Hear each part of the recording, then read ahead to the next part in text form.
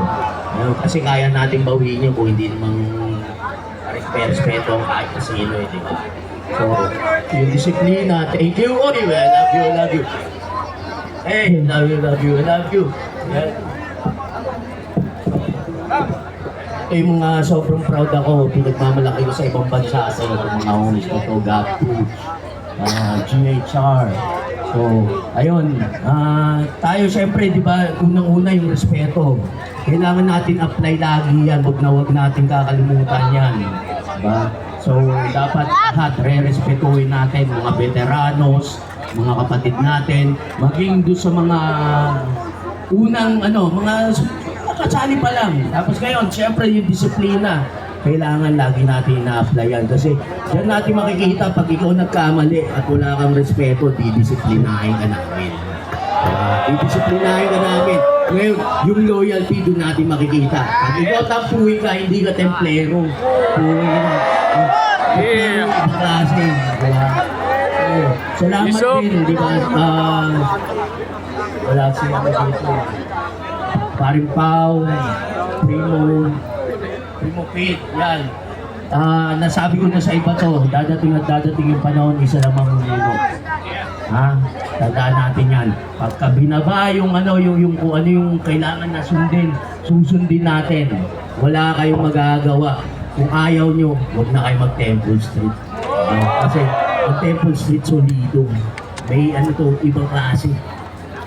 And of course, di ba, lagi nating tatandaan yung mga maliliit na bagay kasi maraming issue. Ito hiniling ko, nag-post ako dito na yung mga issue na kailangan ayusin yan. Tinuturuan namin kayo maging problem solvers kasi ang Temple Street problem solvers. Alright? Tayo kailangan alam natin yung mga problema. Diba? Pag hindi natin alam yung problema, wala tayong masosolve. Diba? So, kailangan, hindi na pinalalaki yan, hindi na ginagawa kung anumang issue yan. Lalo na sa loob ng pamilya. Sorry, medyo mahaba-haba to. And of course, di ba? Kayo, sumali kayo. Katulad nito, example na lang. Di ba? Sumali kami ng Temple Street, hindi namin hinahangad yung kung ano yung mapapakinabangan namin sa Temple Street. Kami, lahat tayo dapat kung ano yung mapapakinabangan ng Temple Street sa atin. Dapat laging ganun, Hindi yung kung ano yung magagawa ng Temple Street sa'yo. Kailangan kung anong magagawa mo para sa baryo. I love this kid right here.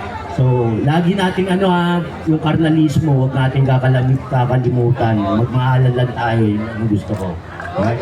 So, marami pa sana akong sasabihin, pero andyan naman yung mga council, shot callers, sa lahat ng shot callers na nandito sa lahat ng homies, alas, lahat. Maraming salamat, mabuhay tayong lahat. We are all blessed, tandaan nyo yan. Tempo Gang! Yeah, make some noise one more time for Campo. Happy birthday! And now we're gonna move on.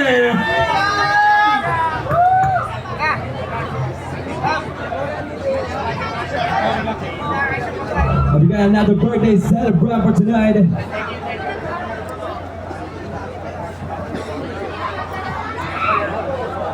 Alright everybody, let's welcome on the stage Capo and Zero, the birthday celebrant tonight, and also celebrating the 101st anniversary of Temple Street.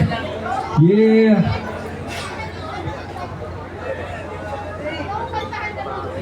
Alright everybody, DJ, play that. Happy birthday to you.